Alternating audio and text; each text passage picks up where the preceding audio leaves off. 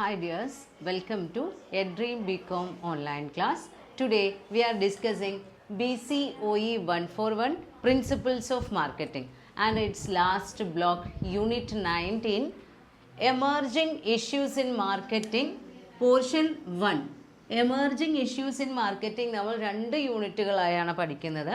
അതിൽ first unit 19 അതിൽ റീസെൻ്റായി നമ്മൾ കണ്ടുവരുന്ന പുതിയ മാർക്കറ്റിംഗ് കൺസെപ്റ്റുകൾ, ആ ട്രഡീഷണൽ മാർക്കറ്റിംഗ് എന്ന് പറയുന്ന ആ ഒരു കൺസെപ്റ്റിൽ നിന്ന് വ്യത്യസ്തമായി മോഡേൺ മാർക്കറ്റിൽ നമ്മൾ ഫേസ് ചെയ്യുന്ന പുതിയ മോഡൽസ് ഓഫ് അല്ലെങ്കിൽ ടൈപ്സ് ഓഫ് മാർക്കറ്റിംഗ് എന്നൊക്കെ നമുക്ക് പറയാം.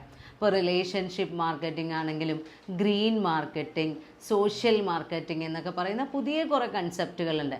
അതിനെക്കുറിച്ച് പഠിക്കുന്ന ചാപ്റ്ററാണ് നമ്മളുടെ എമർജിങ് ഇഷ്യൂസ് ഇൻ മാർക്കറ്റിംഗ്. അതിൽ ഫസ്റ്റ് ടൈപ്പ് നമ്മൾ പഠിക്കുന്നത് റിലേഷൻഷിപ്പ് മാർക്കറ്റിംഗ് ആണ്. റിലേഷൻഷിപ്പ് മാർക്കറ്റിംഗ് എന്ന് പറയുമ്പോൾ ആ പേരിൽ തന്നെ ഉണ്ട് relationship. We are making strong relation with our customers. നമ്മൾ എന്ത് ചെയ്യുന്നു?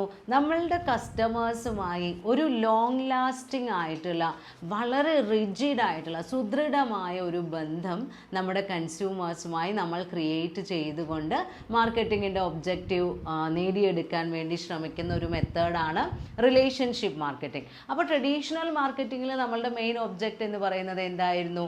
നമ്മൾക്ക് കസ്റ്റമേഴ്സിനെ ക്രിയേറ്റ് ചെയ്യാൻ കഴിയണം, അവർക്ക് ഏറ്റവും നല്ല പ്രൊഡക്റ്റ് നൽകാൻ കഴിയണം, അതോടൊപ്പം നമ്മുടെ പ്രോഫിറ്റ് മാക്സിമൈസ് ചെയ്യാൻ വേണം. മോഡേൺ മാർക്കറ്റിങ്ങിൽ കസ്റ്റമേഴ്സ് ആണ് കിങ് ഓഫ് മാർക്കറ്റ്. അപ്പോൾ യഥാർത്ഥ രീതിയിൽ മാർക്കറ്റിംഗ് നടത്തുന്ന ആളാണെങ്കിൽ അയാൾക്ക് റിലേഷൻഷിപ്പ് മാർക്കറ്റിംഗ് ഈസിയാണ്. കാരണം കസ്റ്റമേഴ്സിനെ സാറ്റിസ്ഫൈഡ് ആക്കി നിലനിർത്തുക, കസ്റ്റമേഴ്സ് ഡിലൈറ്റിലൂടെ മാക്സിമം പ്രോഫിറ്റ് ഉണ്ടാക്കുക എന്നുള്ളതാണ് മോഡേൺ മാർക്കറ്റിംഗ്. അപ്പോൾ അത് കൃത്യമായി ചെയ്യുന്ന ഒരു വ്യക്തിയാണെങ്കിൽ ആ മാർക്കറ്റർക്ക് ഈ റിലേഷൻഷിപ്പ് മെയിൻറ്റെയിൻ ചെയ്യുക എന്ന് പറയുന്നത് അത്രയധികം പ്രയാസമുള്ള കാര്യമല്ല. അപ്പോൾ ഈ റിലേഷൻഷിപ്പ് മാർക്കറ്റിംഗ് നമ്മൾ അഡോപ്റ്റ് ചെയ്യുമ്പോൾ അവിടെ വരുന്ന നെറ്റ്വർക്ക് എന്ന് പറയുന്നത് ഏതിനെയെല്ലാം കണക്ട് ചെയ്യുന്നതാണ്? കസ്റ്റമേഴ്സ് ഉണ്ട്, എംപ്ലോയീസ് ഉണ്ട്, സപ്ലയേഴ്സ്, ഡിസ്ട്രിബ്യൂട്ടേഴ്സ്, റീറ്റെയിലേഴ്സ്, ഏജൻസീസ്, മറ്റുള്ളവർ. അങ്ങനെ നമ്മുടെ മാർക്കറ്റിങ്ങുമായി റിലേഷനുള്ള സ്റ്റേക്ക് ഹോൾഡേഴ്സ്, നമ്മളുടെ കമ്പനിയുടെ അല്ലെങ്കിൽ നമ്മുടെ സ്ഥാപനത്തിൻ്റെ സ്റ്റേക്ക് ഹോൾഡേഴ്സിനെ നന്നായി നമ്മൾക്ക് നല്ല രീതിയിൽ സാറ്റിസ്ഫൈഡ് ആക്കി നിലനിർത്തുക. അങ്ങനെ അവരുമായിട്ടൊരു ലോങ് ലാസ്റ്റിംഗ് റിലേഷൻ മെയിൻറ്റെയിൻ ചെയ്യുക എന്നുള്ളതാണ് ഇതിൻ്റെ എയിം. അപ്പോൾ ഒരുപാട് സ്ഥാപനങ്ങൾ ഇങ്ങനെയുള്ള മാർക്കറ്റിംഗ് പ്രോഗ്രാമുകൾ ഇംപ്ലിമെൻറ്റ് ചെയ്യുന്നുണ്ട്. അപ്പോൾ അങ്ങനെ ഇംപ്ലിമെൻറ്റ് ചെയ്തതിൽ ഒരു 66 കൺസ്യൂമർ റിലേഷൻഷിപ്പ് മാർക്കറ്റിംഗ് പ്രോഗ്രാം നമ്മൾ അനലൈസ് ചെയ്ത സമയത്ത് അതിൽ നിന്ന് നമ്മൾക്ക് മനസ്സിലായ 3 പ്രധാനപ്പെട്ട വസ്തുതകൾ എന്ന് പറയുന്നത്, first one, fostering ongoing communication with customers. നമ്മൾ എന്ത് ചെയ്യണം? ഒരുപാട് റിലേഷൻഷിപ്പ് മാർക്കറ്റിംഗ് പ്രോഗ്രാമിൽ സക്സസ്ഫുൾ ആയ പലതിലും ഉണ്ടായിരുന്നത് നമ്മൾ നമ്മുടെ കൺസ്യൂമേഴ്സുമായി അല്ലെങ്കിൽ കസ്റ്റമേഴ്സുമായി നല്ല രീതിയിലുള്ള ആശയവിനിമയം പ്രോത്സാഹിപ്പിക്കണം, കമ്മ്യൂണിക്കേഷൻ വേണം. Then furnishing loyalty. നമ്മൾക്ക് എന്ത് ചെയ്യാൻ കഴിയണം? ലോയൽ കസ്റ്റമേഴ്സിനെ ക്രിയേറ്റ് ചെയ്യണം. എങ്ങനെയാണ് ലോയൽറ്റി നമ്മൾ ക്രിയേറ്റ് ചെയ്തെടുക്കുന്നത്? By building extras. നമ്മൾക്ക് അവർക്ക് എക്സ്ട്രാ സേവനങ്ങൾ നൽകിക്കൊണ്ട് അല്ലെങ്കിൽ നിലവിലുള്ള സേവനത്തിൻ്റെ ക്വാളിറ്റി അപ്ഗ്രേഡ് ചെയ്തുകൊണ്ട് ലോയൽറ്റി മെയിൻറ്റെയിൻ ചെയ്തെടുക്കാൻ കഴിയണം. അതേപോലെ മൂന്നാമതായി പറയുന്നത് stimulating a sense of belonging. അതിനുവേണ്ടി നമ്മൾക്ക് ലോയൽ കസ്റ്റമേഴ്സിനെ ഇൻക്ലൂഡ് ചെയ്തുകൊണ്ട് ക്ലബ്ബുകളൊക്കെ രൂപീകരിക്കാം. അപ്പോൾ ക്ലബ്ബ് റിലേഷൻഷിപ്പ് ഒക്കെ മെയിൻറ്റെയിൻ ചെയ്തുകൊണ്ട് അപ്പോൾ ആ ഒരു ഗ്രൂപ്പിലുള്ള കസ്റ്റമേഴ്സിനെ നമ്മൾ നന്നായി കെയർ ചെയ്യുന്നുണ്ട് എന്നുള്ള ഒരു സെൻസ്, ഒരു ബോധം അവരിൽ ഉണ്ടാക്കിയെടുക്കാൻ നമ്മൾക്ക് കഴിയണം. അപ്പോൾ ആ രീതിയിൽ ഈ കാര്യങ്ങളെല്ലാം കൃത്യമായി നടത്തിക്കൊണ്ടുപോയിരുന്ന സ്ഥാപനങ്ങളുടെ റിലേഷൻഷിപ്പ് മാർക്കറ്റിംഗ് പ്രോഗ്രാമുകൾ സക്സസ് ആയിരുന്നു. അല്ലെങ്കിൽ ഈ 3 കാര്യങ്ങൾ നമ്മൾ കൃത്യമായി ശ്രദ്ധിക്കണം എന്നുള്ളതാണ് നമ്മൾക്ക് ആ മാർക്കറ്റിംഗ് പ്രോഗ്രാമുകൾ അനലൈസ് ചെയ്തപ്പോൾ മനസ്സിലായത്. അപ്പോൾ ചുരുക്കി പറയുകയാണെങ്കിൽ ഒരു സ്ഥാപനം മോഡേൺ മാർക്കറ്റിങ്ങിൻ്റെ എയിം സാറ്റിസ്ഫൈ ചെയ്തുകൊണ്ട് നിലനിൽക്കുന്ന സ്ഥാപനമാണെങ്കിൽ അവർക്ക് കമ്മിറ്റഡ് റിലേഷൻഷിപ്പ് മെയിൻറ്റെയിൻ ചെയ്യാൻ ഈസിയാണ്. കമ്മിറ്റഡ് റിലേഷൻഷിപ്പ് എന്ന് പറയുമ്പോൾ നമ്മൾ ആ ഒരു സെലക്ട് ചെയ്യുന്ന ഒരു ടാർഗറ്റ് ഗ്രൂപ്പ് ഓഫ് കസ്റ്റമേഴ്സ് ഉണ്ടാവും. ആ കസ്റ്റമേഴ്സുമായി നമ്മളൊരു അത്രയും വിശ്വാസമുള്ള അല്ലെങ്കിൽ അത്രയും ദൃഢമായിട്ടുള്ളൊരു റിലേഷനാണ് മെയിൻറ്റെയിൻ ചെയ്ത് കൊണ്ടുപോകുന്നത്. അപ്പോൾ അങ്ങനെ മെയിൻറ്റെയിൻ ചെയ്യുമ്പോൾ ഇപ്പോൾ ഉദാഹരണമായിട്ട് ഇതിൽ പറയുന്നുണ്ട്, എയർലൈൻസും ഹോട്ടൽ ചെയിൻസും ഒക്കെ അവരെന്ത് ചെയ്യാറുണ്ട്, റിലേഷൻഷിപ്പ് മാർക്കറ്റിംഗ് ടെക്നിക്സ് അഡോപ്റ്റ് ചെയ്യാറുണ്ട്. അതായത് അവർ ആ തിരഞ്ഞെടുക്കുന്ന അവരുടെ ആ ഒരു പൊട്ടൻഷ്യൽ കസ്റ്റമേഴ്സിൻ്റെ ഗ്രൂപ്പിന് അവർ സ്പെഷ്യലായി ഗിഫ്റ്റുകളൊക്കെ കൊടുക്കും. ഇപ്പോൾ ന്യൂസ് ലെറ്റേഴ്സ്, ഗിഫ്റ്റുകൾ, അതുപോലെ തന്നെ വെറൈറ്റി ഓഫ് അതർ മെറ്റീരിയൽസ്, ജേണലുകളോ അങ്ങനെയുള്ള എന്തെങ്കിലും അവർക്ക് റെഗുലറായി നമ്മൾ ആ ഗിഫ്റ്റുകൾ നൽകിക്കൊണ്ടേയിരിക്കും. കാരണം ആ ഗ്രൂപ്പ് ഓഫ് കസ്റ്റമേഴ്സ് എന്ന് പറയുന്നത് എന്താണ്, നമ്മളുടെ പൊട്ടൻഷ്യൽ കസ്റ്റമേഴ്സിൻ്റെ ഒരു ഗ്രൂപ്പാണ്.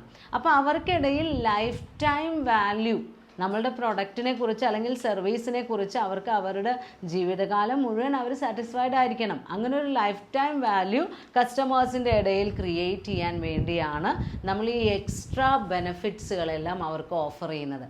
അപ്പോൾ ലോയൽ കസ്റ്റമേഴ്സിനെ അല്ലെങ്കിൽ നമ്മൾക്ക് അത്രയും ഇമ്പോർട്ടൻ്റ് ആയ കസ്റ്റമേഴ്സിനെ സാറ്റിസ്ഫൈഡ് ആക്കാൻ വേണ്ടി പലതരം പ്രോഗ്രാമുകൾ നമ്മൾ കണ്ടക്ട് ചെയ്യാറുണ്ട്. അവർക്ക് വേണ്ടി ചിലപ്പോൾ ചില ക്ലബ്ബുകൾ രൂപീകരിക്കും.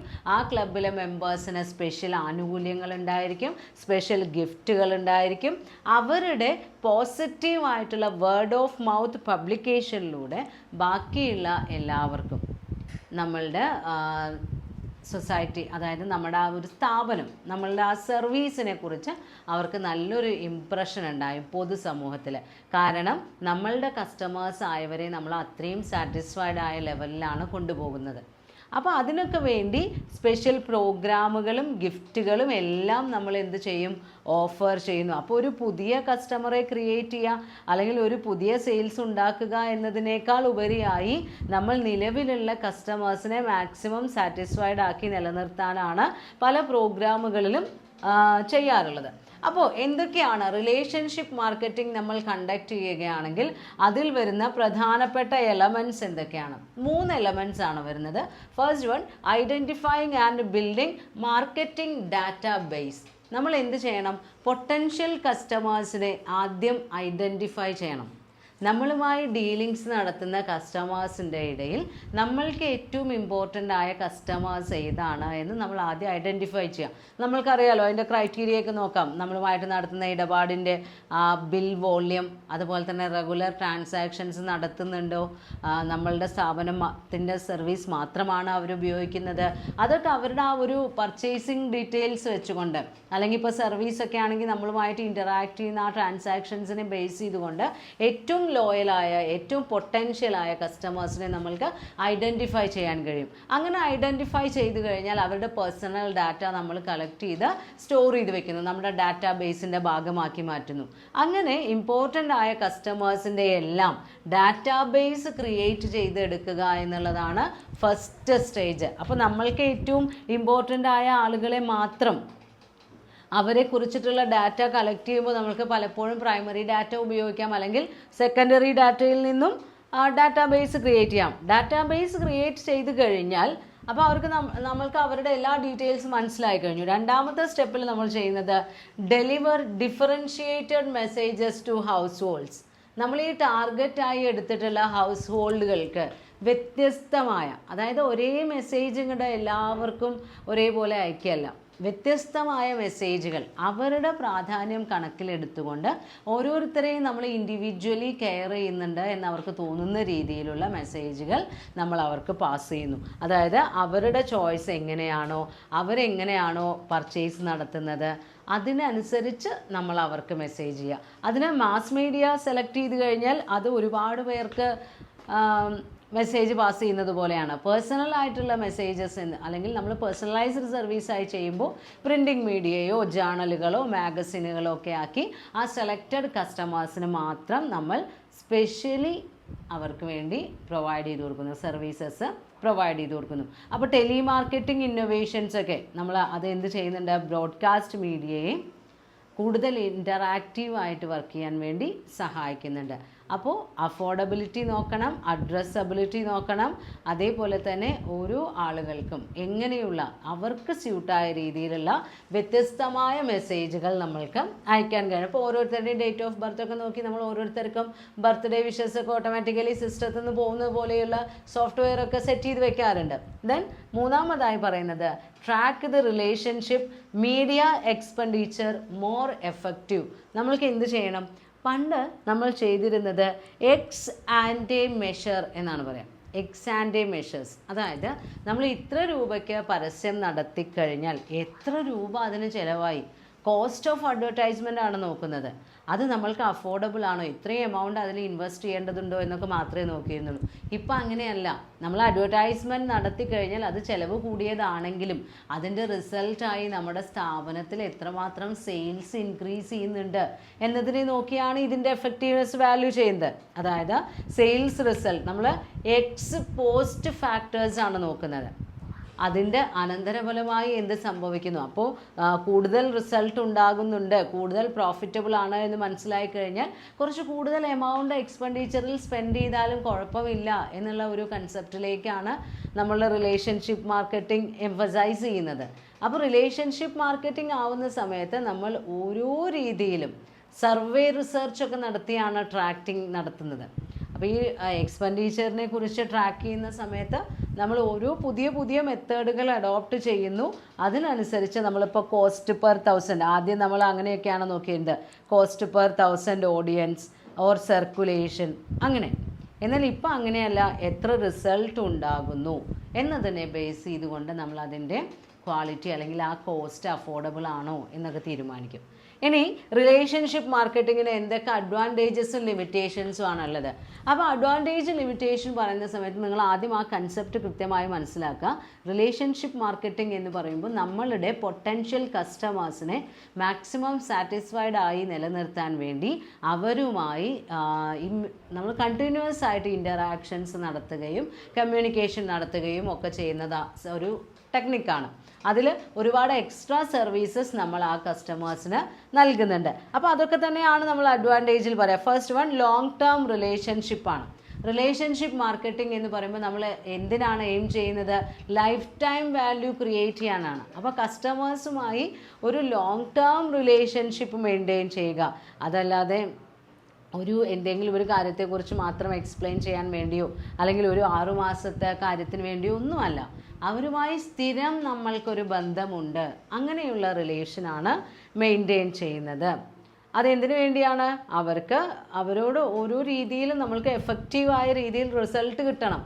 ദെൻ രണ്ടാമതായി പറയുന്നത് customer loyalty. Maximum service provide ചെയ്തുകൊണ്ട് കസ്റ്റമേഴ്സിനെ നമ്മളുടെ സ്ഥാപനത്തിനോട് ലോയലായ ആളുകളാക്കി നിലനിർത്താം.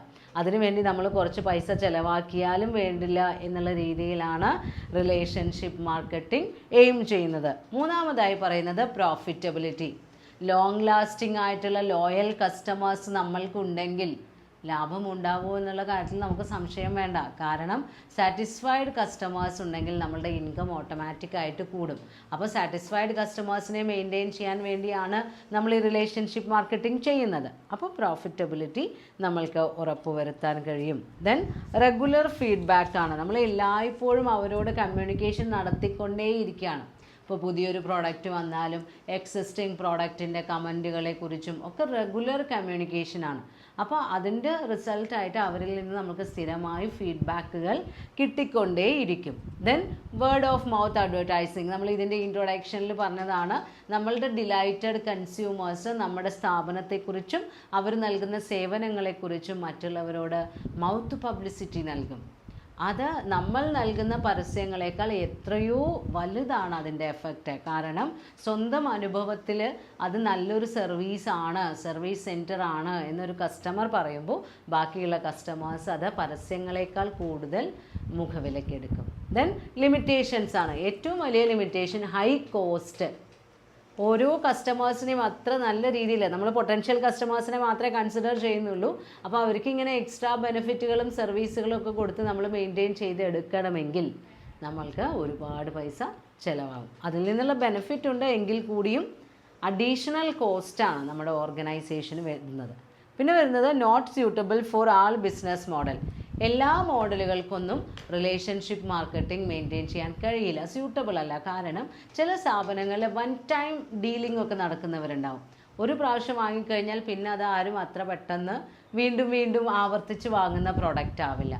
അപ്പോൾ അത്തരം പ്രോഡക്റ്റ് ഡീൽ ചെയ്യുന്ന ആളുകൾക്ക് കസ്റ്റമേഴ്സിനെ കുറേ കാലം ഗിഫ്റ്റുകളും അതുപോലെ എക്സ്ട്രാ സർവീസൊക്കെ കൊടുത്ത് മെയിൻറ്റെയിൻ ചെയ്യേണ്ട ആവശ്യമില്ല. കാരണം അവർക്ക് one time കൺസ്യൂമറാണ്.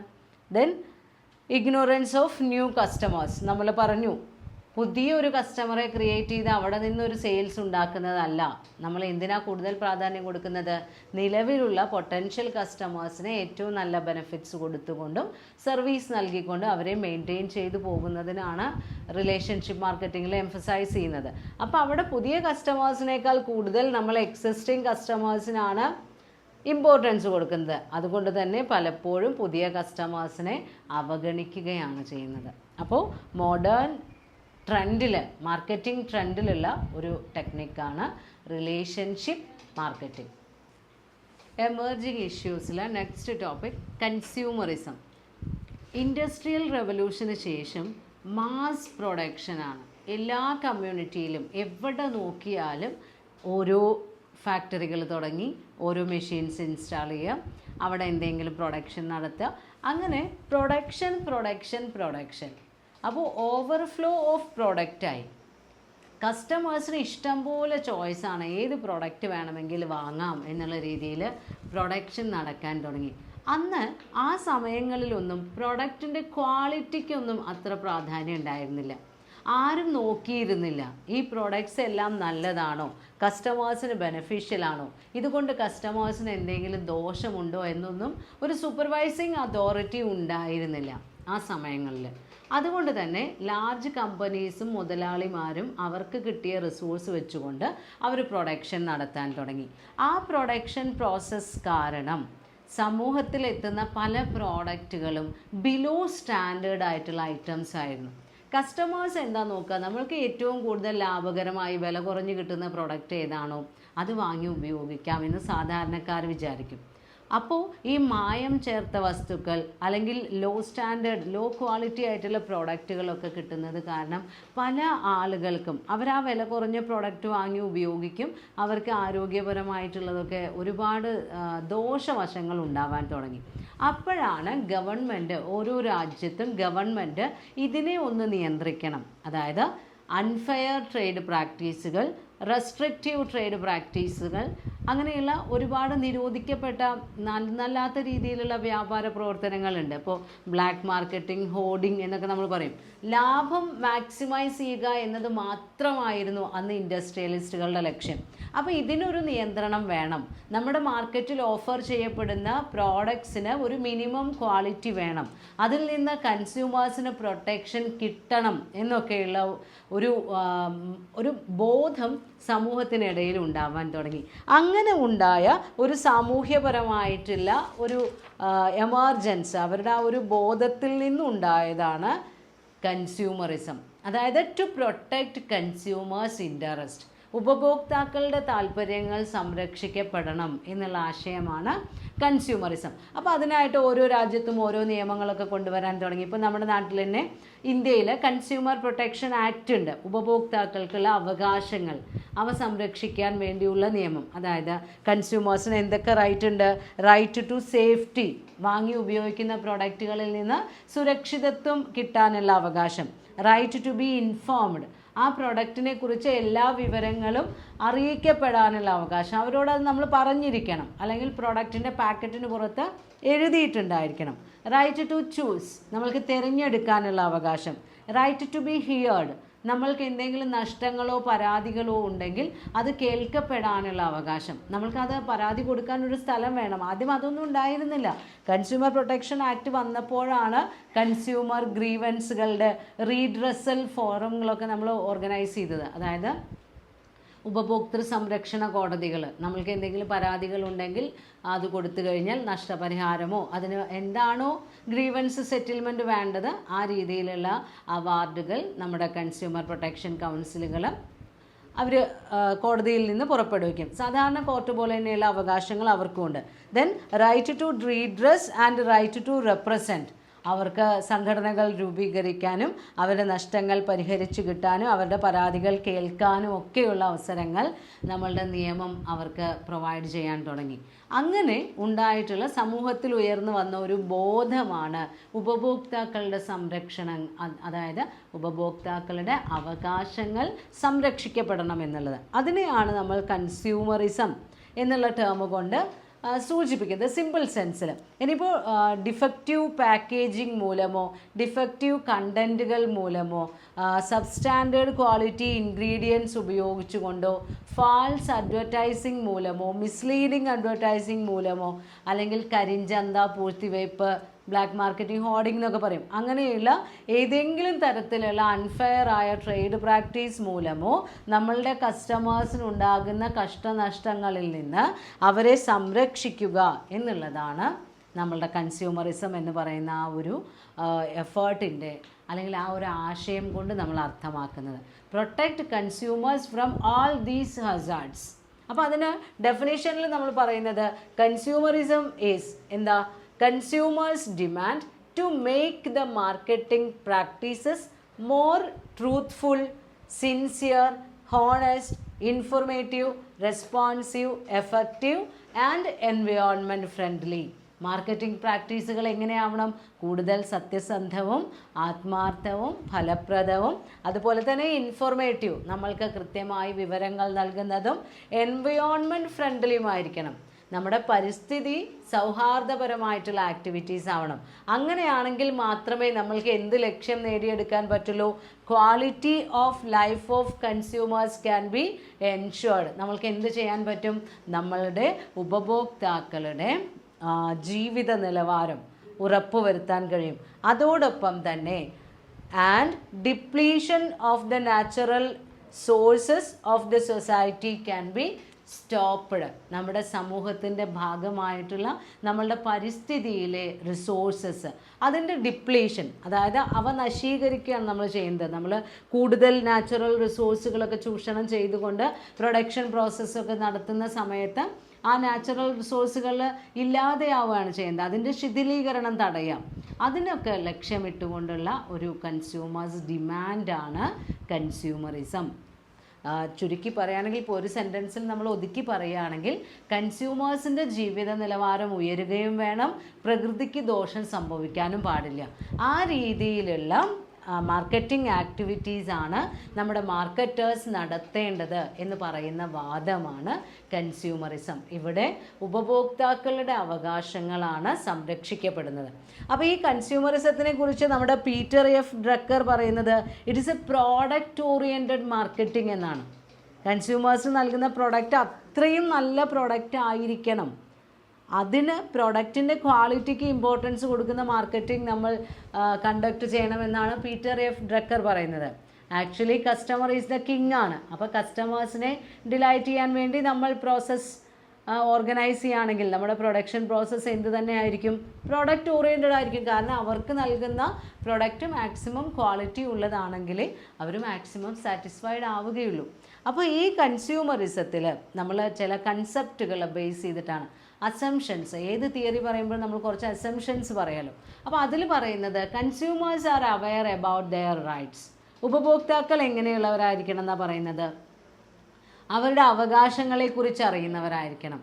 And their needs, അവരുടെ ആവശ്യങ്ങളെക്കുറിച്ച് കൃത്യമായി ബോധമുള്ളവരായിരിക്കണം. അതേപോലെ തന്നെ business really cares about those needs and knows exactly how to find about dum.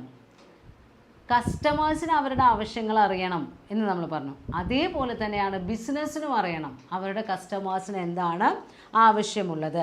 Then it does provide useful information that precisely matches product to needs. അപ്പോൾ ബിസിനസ് എന്ത് ചെയ്യണം? കസ്റ്റമേഴ്സിൻ്റെ ആവശ്യങ്ങൾക്ക് ഏറ്റവും സ്യൂട്ടബിളായ പ്രോഡക്റ്റ് ഏതാണ് എന്ന് മനസ്സിലാക്കി അതിനെക്കുറിച്ചിട്ടുള്ള വിവരങ്ങൾ കസ്റ്റമേഴ്സിന് നൽകണം. പിന്നെ ലാസ്റ്റിൽ പറയുന്നത് products and services really fulfil customer expectations as well as business promises. നമ്മൾ പ്രൊഡ്യൂസ് ചെയ്ത് നൽകുന്ന ഉൽപ്പന്നങ്ങൾ കസ്റ്റമേഴ്സിൻ്റെ അസംതൃപ്തമായ ആവശ്യങ്ങളെ സാറ്റിസ്ഫൈ ചെയ്യണം. അതോടൊപ്പം തന്നെ നമ്മുടെ ബിസിനസ് നൽകുന്ന പ്രോമിസസിനെ കീപ്പ് ചെയ്യുന്നതുമായിരിക്കണം. അങ്ങനെയൊക്കെയുള്ള ഒരു പ്രിസംഷനിൽ നമ്മൾക്ക് എന്ത് കൺസെപ്റ്റ് എഫക്റ്റീവായിട്ട് അപ്ലൈ ചെയ്യാൻ പറ്റുള്ളൂ? കൺസ്യൂമറിസം. കാരണം കൺസ്യൂമേഴ്സിൻ്റെ റൈറ്റ്സ് എല്ലാം പ്രൊട്ടക്റ്റ് ചെയ്യപ്പെടണം. നമ്മുടെ പ്രകൃതിക്ക് യാതൊരു തരത്തിലുള്ള ദോഷവും ഉണ്ടാവാൻ പാടില്ല. അപ്പോൾ നമ്മൾക്ക് ഒബ്ജക്റ്റീവ്സ് ഓഫ് കൺസ്യൂമറിസം ഇതിൽ നിന്ന് നിങ്ങൾക്ക് മനസ്സിലാക്കാവുന്നതാണ്. ഏറ്റവും ആദ്യമായിട്ട് എന്ത് തന്നെയാണ് പറയുന്നത്? To ensure customers satisfaction. ഉപഭോക്താക്കളുടെ സംതൃപ്തിയാണ് നമ്മളുടെ ഏറ്റവും പരമപ്രധാനമായിട്ടുള്ള ലക്ഷ്യം. പിന്നെ ഒന്ന് പറയുന്നത് എന്താ? Remove post purchase concerns, doubt and anxiety of consumers. ഒരു പ്രൊഡക്റ്റ് വാങ്ങുന്ന സമയത്ത് അതിൻ്റെ ശേഷം കസ്റ്റമേഴ്സിനുണ്ടാകുന്ന ഉത്കണ്ഠ, ആശങ്ക അതൊക്കെ ഇല്ലായ്മ ചെയ്യുക. കാരണം അവർക്ക് ഏറ്റവും സ്യൂട്ടബിൾ ആയിട്ടുള്ള ഏറ്റവും ബെസ്റ്റ് പ്രൊഡക്റ്റാണ് നമ്മൾ നൽകുന്നതെങ്കിൽ അവർക്ക് പിന്നെ ആശങ്കപ്പെടേണ്ട ആവശ്യമില്ല. Then to educate consumers about their rights. അവരുടെ അവകാശങ്ങൾ എന്തൊക്കെയാണ് എന്ന് കസ്റ്റമേഴ്സിന് മനസ്സിലാക്കി കൊടുക്കുക. ദെൻ നമ്മുടെ പ്രൊഡക്റ്റിനെയോ സർവീസിനെയോ കുറിച്ചിട്ടുള്ള ഡീറ്റെയിൽഡ് ഇൻഫർമേഷൻ അവർക്ക് പ്രൊവൈഡ് ചെയ്യുക. പിന്നെ വരുന്നത് to ensure fair trade practice. അസാൻമാർഗികമായിട്ടുള്ള അൺഫെയർ ട്രേഡ് പ്രാക്ടീസുകളെ നിരോധിക്കുക എന്ന് പറഞ്ഞാൽ എന്താ അതിൻ്റെ അർത്ഥം? ന്യായമായ മാർക്കറ്റിംഗ് സർവീസുകളെ അല്ലെങ്കിൽ ട്രേഡ് പ്രാക്ടീസുകളെ പ്രോത്സാഹിപ്പിക്കുക. Then to ensure that companies are taking care of the environmental concern. നമ്മൾ പറഞ്ഞില്ലേ ഡിപ്ലീഷൻ ഓഫ് നാച്ചുറൽ റിസോഴ്സസ്, അത് സ്റ്റോപ്പ് ചെയ്യണം എന്ന് പറഞ്ഞു. അപ്പോൾ അതുകൊണ്ട് തന്നെ പ്രകൃതിയെ സംരക്ഷിക്കാം. പ്രകൃതിയിൽ നിന്നുള്ള വിഭവങ്ങൾ നമ്മൾ ന്യായമായ രീതിയിൽ മാത്രം ഉപയോഗിക്കുന്നുള്ളൂ എന്ന് ഉറപ്പുവരുത്തുക. അപ്പോൾ നമ്മുടെ കൺസ്യൂമർ പ്രൊട്ടക്ഷൻ ആക്ട് 6 അവകാശങ്ങളാണ് പറയുന്നത്. നമ്മുടെ ഉപഭോക്താക്കൾക്ക് 6 അവകാശങ്ങളുണ്ട്. അത് എല്ലായ്പ്പോഴും സംരക്ഷിക്കപ്പെടണം. അതായത് റൈറ്റ് ടു സേഫ്റ്റി, സംരക്ഷിക്കപ്പെടാനുള്ള അവകാശം. റൈറ്റ് ടു ബി ഇൻഫോംഡ്, വിവരങ്ങൾ അറിയാനുള്ള അവകാശം. റൈറ്റ് ടു ചൂസ്, തിരഞ്ഞെടുക്കാനുള്ള അവകാശം. റൈറ്റ് ടു ബി ഹിയർഡ്, പരാതികൾ കേൾക്കപ്പെടാനുള്ള അവകാശം. റൈറ്റ് ടു റീഡ്രസ്, നഷ്ടം സംഭവിച്ചിട്ടുണ്ടെങ്കിൽ നഷ്ടപരിഹാരം കിട്ടാനുള്ള അവകാശം. റൈറ്റ് ടു കൺസ്യൂമർ എഡ്യൂക്കേഷൻ, ഉപഭോക്തൃ വിദ്യാഭ്യാസം കിട്ടാനുള്ള അവകാശം. അപ്പോൾ ഇവയെല്ലാം സംരക്ഷിക്കപ്പെടണം എന്ന ഉദ്ദേശത്തോടു കൂടിയാണ് ഇന്ത്യയിൽ ഉപഭോക്തൃ സംരക്ഷണ നിയമം പാസ്സാക്കിയിട്ടുള്ളത്. അപ്പോൾ മാർക്കറ്റിങ്ങിൻ്റെ ഓരോ കാലഘട്ടങ്ങളിലുമുള്ള ലക്ഷ്യങ്ങൾ, അവരുടെ ആക്ടിവിറ്റീസിൻ്റെ സ്ട്രാറ്റജീസിൻ്റെ എയിംസ് എന്ന് പറയുന്നത് മാറി മാറി വരും. അവരുടെ ഉള്ളിലുള്ള ആ കൺസെപ്റ്റ്, കൺസ്യൂമേഴ്സിനെ കുറിച്ചുള്ള കൺസെപ്റ്റ് മാറുന്നതിനനുസരിച്ച് അവരുടെ സ്ട്രാറ്റജിയിലും മാറ്റമുണ്ടാവും. ഏറ്റവും ആദ്യ കാലഘട്ടങ്ങളിൽ ഓരോ ഓർഗനൈസേഷനും ലാഭമുണ്ടാക്കാനുള്ള വസ്തുക്കൾ മാത്രമാണ് കസ്റ്റമേഴ്സ് എന്നായിരുന്നു അവരുടെ കൺസെപ്റ്റ്. അതായത് കാറ്റ് എന്ന് പറയുന്ന ആ കൺസെപ്റ്റിൽ തുടങ്ങിയതാണ്. കസ്റ്റമേഴ്സ് ആർ തിങ്സ്, അതാണ് കാറ്റ് എന്ന് പറയുന്ന ടേമിൻ്റെ ആ ഒരു കൺസെപ്റ്റിൻ്റെ മീനിങ്. ദെൻ അതെന്തായി? കെയർ ആയി. കാറ്റ് മാറി care. Customers are really everything, കസ്റ്റമേഴ്സാണ് എല്ലാം എന്നുള്ള ഒരു ആശയത്തിലേക്ക് എത്തി. അതും മാറിയിട്ട് ഇന്നത്തെ മോഡേൺ മാർക്കറ്റിങ്ങിൽ എങ്ങനെയായി? സ്കെയർ ആയി. സ്കെയർ എന്ന് പറയുമ്പോൾ സൊസൈറ്റി ആൻഡ് കസ്റ്റമേഴ്സ്, ഉപഭോക്താക്കൾ മാത്രമല്ല അവർ നിലനിൽക്കുന്ന സമൂഹം, society and customers are really everything, അവരാണ് എല്ലാം എന്നുള്ള ആശയത്തിലേക്ക് എത്തി. അപ്പോൾ കസ്റ്റമേഴ്സിനെയും സമൂഹത്തിനെയും സംരക്ഷിക്കുന്ന രീതിയിലുള്ള മാർക്കറ്റിംഗ് സ്ട്രാറ്റജീസാണ് ഓരോ മാർക്കറ്ററും അഡോപ്റ്റ് ചെയ്യേണ്ടത്. നെക്സ്റ്റ് ടോപ്പിക് ഇ-ടെയിലിംഗ് ആണ്. Electronic retailing. റീറ്റെയിലിംഗ് എന്ന് പറയുന്നത് നമ്മൾ വിശദമായി പഠിച്ചു കഴിഞ്ഞ സബ്ജക്റ്റാണ് ഓവർവ്യൂ ഓഫ് റീറ്റെയിലിങ്ങിലൊക്കെ. അപ്പോൾ ഇലക്ട്രോണിക് മീഡിയ ഉപയോഗിച്ചുകൊണ്ട് നമ്മൾ റീറ്റെയിലിംഗ് നടത്തുന്നതിനെയാണ് ഇ-ടെയിലിംഗ് അല്ലെങ്കിൽ ഇലക്ട്രോണിക് റീറ്റെയിലിംഗ് എന്ന് പറയുന്നത്. അവിടെ നമ്മൾ ഇൻ്റർനെറ്റിൻ്റെ സൗകര്യം ഉപയോഗിച്ചുകൊണ്ടോ അല്ലെങ്കിൽ ഏതെങ്കിലും രീതിയിലുള്ള ഇലക്ട്രോണിക് എക്യുപ്മെൻറ്റ്സ് ഉപയോഗിച്ചുകൊണ്ടാണ് നമ്മൾ എന്ത് ചെയ്യുന്നത്? പ്രോഡക്റ്റ്സ് ആണെങ്കിലും സർവീസ് ആണെങ്കിലും കസ്റ്റമേഴ്സിലേക്ക് എത്തിക്കുന്നത്. അപ്പോൾ ഓൺലൈൻ സർവീസസിലൂടെയാണ് എല്ലാ ഓഫറിങ്സും കൊടുക്കുന്നത്. അപ്പോൾ നമ്മൾക്ക് B2B ആണെങ്കിലും B2C ആണെങ്കിലും C2B ആണെങ്കിലും അല്ലെങ്കിൽ C2C ആണെങ്കിലും നമ്മൾ എന്ത് മാത്രമേ ഉപയോഗിക്കുന്നുള്ളൂ? ഓൺലൈൻ എക്യുപ്മെൻറ്റ്സ് അല്ലെങ്കിൽ ഇലക്ട്രോണിക് എക്യുപ്മെൻറ്റ്സ് ആണ് ഉപയോഗിക്കുന്നത്. അപ്പോൾ ഇവിടെ ദർ ഈസ് നോ ഇൻ്റർമീഡിയറി എന്ന് തന്നെ നമ്മൾക്ക് പറയാം. പ്രൊഡ്യൂസേഴ്സ് അല്ലെങ്കിൽ മാർക്കറ്റേഴ്സ് ഡയറക്റ്റ് ആയാണ് കൺസ്യൂമേഴ്സിലേക്ക് ഓഫറുകൾ അവർ കൺവേ ചെയ്യുന്നത്. അവിടെ ഇൻ്റർമീഡിയറീസ് ഇല്ല. നമ്മൾ ഹോൾസെയിലേഴ്സ്, റീറ്റെയിലേഴ്സ്, ഏജൻറ്റ്സ് എന്നൊന്നും പറയുന്ന രീതിയിലുള്ള ഇൻ്റർമീഡിയറീസ് ഇല്ല. നമ്മൾ ആപ്പുകളിലൂടെയോ അല്ലെങ്കിൽ നമ്മളുടേതായ സൈറ്റുകളിലൂടെയോ ഒക്കെ പ്രോഡക്ട്സ് കസ്റ്റമേഴ്സിന് പരിചയപ്പെടുത്തുന്നു. കസ്റ്റമേഴ്സിന് അതിലൂടെ തന്നെ ഓർഡർ ചെയ്യാം, അവരുടെ വീടുകളിൽ എത്തിക്കുന്നു. Online payment facility, return facility എല്ലാം നമ്മൾ ഇലക്ട്രോണിക് മീഡിയ ഉപയോഗിച്ചുകൊണ്ട് നടത്തുന്നു. അപ്പോൾ അങ്ങനെ ഇലക്ട്രോണിക് മീഡിയ ഉപയോഗിച്ച് നമ്മൾ ഈ ഡീലിങ്സ് നടത്തുന്ന സമയത്ത് നമ്മൾക്ക് പലപ്പോഴും ഫിസിക്കൽ ഔട്ട്ലെറ്റ്സ് എന്ന് പറയുന്ന ഒരു കൺസെപ്റ്റേ ആവശ്യമായി വരുന്നില്ല. ഓർഗനൈസ്ഡ് റീറ്റെയിലിംഗ് വേണ്ട എന്ന് തന്നെ നമുക്ക് തോന്നും. അങ്ങനെ ഓൺലൈൻ പ്ലാറ്റ്ഫോംസിലൂടെ നമ്മൾ സെയിൽസും പർച്ചേസസും എല്ലാം കൈകാര്യം ചെയ്യുന്നു. അപ്പോൾ അതിന് ഒരുപാട് അഡ്വാൻറ്റേജസും ഉണ്ട്, ലിമിറ്റേഷൻസും ഉണ്ട്. അഡ്വാൻറ്റേജസ് എന്ന് പറഞ്ഞു കഴിഞ്ഞാൽ കസ്റ്റമേഴ്സിന് വളരെ ഈസിയാണ്. അവനവൻ്റെ വീട്ടിലിരുന്ന് തന്നെ അവരുടെ ഫോൺ നോക്കിക്കഴിഞ്ഞാൽ, അല്ലെങ്കിൽ ഇപ്പോൾ നമ്മൾ ടി വിയിലൂടെയൊക്കെ ഓർഡർ ചെയ്യുകയാണെങ്കിൽ ആ പ്രൊഡക്റ്റിനെ കുറിച്ചും അത് ഉപയോഗിക്കുന്നതിനെ കുറിച്ചും എല്ലാം വളരെയധികം മനസ്സിലാക്കിയതിന് ശേഷം മാത്രം ഓർഡർ ചെയ്താൽ മതി. പ്രൊഡക്റ്റിൻ്റെ ഡീറ്റെയിൽസ് മനസ്സിലാക്കുക എന്ന് പറയുന്നത് എളുപ്പമാണ്. അതേപോലെ തന്നെ ഒരു കടയിൽ പോയി പ്രോഡക്റ്റ് വാങ്ങി കൊണ്ടുവരുന്ന തരത്തിലുള്ള യാതൊരു ബുദ്ധിമുട്ടുകളുമില്ല. കാരണം it save time and efforts എന്ന് നമുക്ക് പറയാം. സമയം ലാഭമാണ്, നമ്മളുടെ പരിശ്രമവും കുറവ് മതി. ദെൻ ഒരുപാട് ചോയ്സ് ഉണ്ട്. നമ്മൾക്ക് തിരഞ്ഞെടുക്കാം ഏത് പ്രോഡക്റ്റ് വേണമെന്ന്. ഒരുപാട് സമയം തീരുമാനിച്ച് കടയിലൊക്കെ ആകുമ്പോൾ കുറച്ച് സമയം നമ്മൾക്കിങ്ങനെ പ്രോഡക്റ്റ്സ് എടുത്തു കഴിഞ്ഞാൽ പിന്നെ ആ സെയിൽസ്മാൻ അല്ലെങ്കിൽ സെയിൽസ് ഗേൾസിന് ഒരു മടുപ്പുള്ളത് തോന്നും. പക്ഷേ ഇതങ്ങനെയല്ല. നമ്മൾക്ക് എത്ര നേരം വേണമെങ്കിൽ പ്രോഡക്റ്റ് സെലക്ട് ചെയ്യാം. അതേപോലെ തന്നെ customers can get detail information. വളരെ അധികം വിശദമായിട്ടുള്ള വിവരങ്ങൾ നമ്മൾക്ക് ആ പ്രോഡക്റ്റിനെ കുറിച്ച് സൈറ്റിൽ നിന്ന് അല്ലെങ്കിൽ അവരുടെ ആ എക്സ്പ്ലനേഷൻസിൽ നിന്ന് മനസ്സിലാക്കാൻ പറ്റും. Then they can use easy payment method. നമ്മുടെ ഫോണിൽ നിന്ന് തന്നെ ഗൂഗിൾ പേ, വളരെ ചെറിയ ചില്ലറ പൈസ പോലും കറക്റ്റായിട്ട് നമുക്ക് എന്ത് ചെയ്യാം, ഗൂഗിൾ പേയോ അല്ലെങ്കിൽ മറ്റേതെങ്കിലും ഓൺലൈൻ പേയ്മെൻറ്റ് മെത്തേഡ്സ് ഉപയോഗിച്ച് ചെയ്യാൻ കഴിയും. കസ്റ്റമേഴ്സിന് ഈസിയാണ്. അതേപോലെ തന്നെ ഇത് ഒരുപാട് ആളുകളെ കവർ ചെയ്യും. നമുക്ക് ഫോണിലൂടെയുള്ള ഈ ആപ്പുകളിലൂടെയൊക്കെയുള്ള ഓഫറിങ്സ് ആകുമ്പോൾ ഒരുപാട് ആളുകൾ അത് കാണുന്നുണ്ട്. നമ്മളിപ്പോൾ ഒരു ടൗണിൽ ഒരു പരസ്യം വെക്കുമ്പോൾ അതിൽ കൂടെ പാസ് ചെയ്യുന്നവർ മാത്രമേ കാണുള്ളൂ. ഇതങ്ങനെയല്ല. ഈ ഇലക്ട്രോണിക് മീഡിയ ഉപയോഗിക്കുന്നവരെല്ലാം ഈ പ്രോഡക്റ്റിനെ കുറിച്ച് അറിയാനുള്ള അവസരമുണ്ട്. ദെൻ അവൈലബിൾ പ്രോഡക്ട്സിനെ വെച്ച് കമ്പയർ ചെയ്ത് നോക്കാൻ കഴിയും. മറ്റ് കമ്പനികളുടെ പ്രോഡക്ട്സും ഈ പ്രോഡക്റ്റും തമ്മിൽ നമുക്ക് കൃത്യമായി കമ്പയർ ചെയ്ത് നോക്കാം. Then they can get huge discount. ഏറ്റവും ആദ്യമായി ആപ്പ് ഉപയോഗിക്കുന്നവരാണെങ്കിൽ അവർക്കൊക്കെ ഒരുപാട് ഡിസ്കൗണ്ടുകളൊക്കെ ഓഫർ ചെയ്യപ്പെടുന്നുണ്ട്. ദെൻ അതേപോലെ ഇപ്പോൾ നമ്മൾ കുറേ അഡ്വാൻറ്റേജ് പറയുന്നത് പോലെ തന്നെ ഇതിന് കുറേ ലിമിറ്റേഷൻസും ഉണ്ട്. ഒന്ന്, നമ്മൾ ഫോണിലോ അല്ലെങ്കിൽ ആ സൈറ്റിലോ നോക്കി ഓർഡർ ചെയ്യുന്ന പ്രോഡക്റ്റ് ചിലപ്പോൾ ഓർഡർ ചെയ്ത് നമ്മുടെ കയ്യിലെത്തുമ്പോൾ ചെറിയ ചെറിയ വ്യത്യാസങ്ങളൊക്കെ ഉണ്ടാവും. കളറിലോ അതിൻ്റെ ഷേപ്പിലോ സൈസിലൊക്കെ. ബാഗൊക്കെ നമ്മൾ അതിൽ കാണുമ്പോൾ വലിയ ബാഗാണെന്ന് വിചാരിച്ച് ഓർഡർ ചെയ്യും. നമ്മുടെ കയ്യിലെത്തുന്ന സമയത്ത് ചിലപ്പോൾ ഒരു കൈ നീളമുള്ള ബാഗൊക്കെ ആയിരിക്കും. അപ്പോൾ അങ്ങനെ അതിൽ കാണിച്ചിട്ടുള്ള ഇമേജും ഒറിജിനൽ പ്രൊഡക്റ്റും തമ്മിൽ ചെറിയ ചെറിയ വ്യത്യാസങ്ങളൊക്കെ ഉണ്ടാവാനുള്ള സാധ്യതയുണ്ട്. പിന്നെ അതേപോലെ തന്നെ പ്രൈസസ് ആർ ഫിക്സഡ്. അവർ പറയുന്ന പ്രൈസ് നമ്മൾ കൊടുക്കണം. അതല്ലാതെ കടയിൽ പോയിട്ട് ഇപ്പോൾ ഒരു പ്രോഡക്റ്റിന് 500 രൂപ എന്ന് പറയുമ്പോൾ നമ്മൾ 450 തരുമോ എന്ന് ബാർഗെയിൻ ചെയ്യുന്നത് പോലെ ഓൺലൈൻ മീഡിയയിൽ നമ്മൾക്ക് ബാർഗെയിൻ ചെയ്യാനുള്ള അവസരമില്ല. പിന്നെ പലപ്പോഴും ഈ ഇലക്ട്രോണിക് മോഡ് ഓഫ് പേയ്മെൻറ്റ് എന്ന് പറയുന്നത് ഒരു റിസ്കി ഫാക്ടറാണ് ചില സമയങ്ങളിൽ. Then they cannot touch and feel the product. നമ്മൾക്ക് പ്രോഡക്റ്റ് തൊട്ട് നോക്കാനോ നേരിട്ട് കാണാനോ ഒന്നുമുള്ള അവസരമില്ല. ആ സ്ക്രീൻ സ്പേസിലുള്ള ആ ഒരു റിയലൈസേഷൻ മാത്രമേ ഉള്ളൂ. പിന്നെ അതേപോലെ തന്നെ they miss the genuine suggestions by retailers. ഇപ്പം നമ്മളൊരു കടയിൽ പോയി പ്രോഡക്റ്റ് വാങ്ങുമ്പോൾ ആ കടക്കാരൻ ചിലപ്പോൾ നമ്മളോടുള്ള പരിചയം കൊണ്ടോ ആ ബ്രാൻഡിനെ കുറിച്ചിട്ടുള്ള വിശദമായ കാര്യങ്ങളൊക്കെ നമുക്ക് പറഞ്ഞു തരും. അങ്ങനെയുള്ള അവസരങ്ങളൊന്നും ഓൺലൈൻ മാർക്കറ്റിങ്ങിലില്ല, അല്ലെങ്കിൽ ഇലക്ട്രോണിക് റീറ്റെയിലിങ്ങിലില്ല. പിന്നെ അതേപോലെ തന്നെ ചില സമയത്ത് പീപ്പിൾ ആർ അഡിക്റ്റഡ്.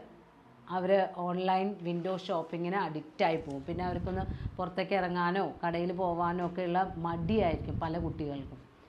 പിന്നെ നമുക്ക് റിയൽ ഷോപ്പിങ്ങിൽ ഉണ്ടാകുന്ന ആ ഒരു മെൻ്റൽ സാറ്റിസ്ഫാക്ഷൻ പലപ്പോഴും പലർക്കും ഓൺലൈൻ ഷോപ്പിങ്ങിൽ ലഭിക്കാറില്ല. അപ്പോൾ ഇലക്ട്രോണിക് റീറ്റെയിലിംഗ് ഒരു മോഡേൺ കൺസെപ്റ്റ് ഓഫ് റീറ്റെയിലിംഗ് ആണ്.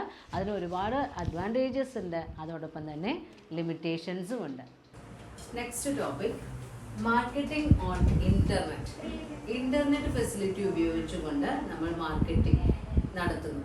മോഡേൺ ആയിട്ട് കണ്ടുവരുന്ന ഏറ്റവും പോപ്പുലർ ആയിട്ടുള്ള ഒരു ട്രെൻഡ് എന്നൊക്കെ നമുക്ക് പറയാം. ഇന്റർനെറ്റ് ഉപയോഗിക്കുക എന്ന് പറയുമ്പോൾ നമുക്കറിയാം usage of Inter connected computers for making marketing dealings. നമ്മൾ പ്രോഡക്റ്റ് ഓഫർ ചെയ്യാനും അതുപോലെ തന്നെ കസ്റ്റമേഴ്സിനെ കുറിച്ചുള്ള ഡാറ്റ കളക്ട് ചെയ്യാനും നമ്മളുടെ പരസ്യങ്ങൾക്ക് എത്രമാത്രം റെസ്പോൺസ് ഉണ്ട് എന്ന് നോക്കാനും എല്ലാം ഇന്റർ കണക്റ്റഡ് ആയ കമ്പ്യൂട്ടേഴ്സ് ഉപയോഗിച്ചുകൊണ്ട് നടത്തുന്ന ഒരു മെത്തേഡാണ് ഇന്റർനെറ്റ് മാർക്കറ്റിംഗ് എന്ന് പറയുന്നത്. അപ്പോൾ അതിൻ്റെ സ്പെഷ്യൽ ആയിട്ടുള്ള ഫീച്ചേഴ്സ് എന്ന് പറയുന്നത് നമുക്ക് ഉപയോഗിക്കാൻ കഴിയുന്ന ചില സങ്കേതങ്ങൾ അല്ലെങ്കിൽ അതിലെ ചില ഫെസിലിറ്റീസ് ആണ് പറയുന്നത്. ഒന്ന് ഇമെയിൽ, ഇലക്ട്രോണിക് മെയിലാണ്. നമുക്ക് എന്തെങ്കിലും തരത്തിലുള്ള ആശയവിനിമയങ്ങൾ നടത്തണമെന്നുണ്ടെങ്കിൽ എവിടെ ഇരുന്നും ലോകത്തിന്റെ ഏത് കോണിലേക്കും നമ്മൾക്ക് ആശയവിനിമയം നടത്താം. വിത്തിൻ സെക്കൻഡ്സ് അവിടെ കിട്ടുന്നു. നമ്മൾ ഇവിടുന്ന് അയക്കുമ്പോഴേക്കും ആ കമ്പ്യൂട്ടറിൽ അത് അവിടെ കിട്ടിയിട്ടുണ്ടായിരിക്കും. ദെൻ യൂസ്നെറ്റ് ആണ്. യൂസ്നെറ്റ് എന്ന് പറയുമ്പോൾ discussion groups, news groups, electronic bulletin ബോർഡുകൾ, അതായത് നമ്മുടെ സാധാരണ രീതിയിലുള്ള similar to those offered by online services, അതിന് ഉപയോഗിക്കാൻ പറ്റുന്നതാണ് യൂസ്നെറ്റ്.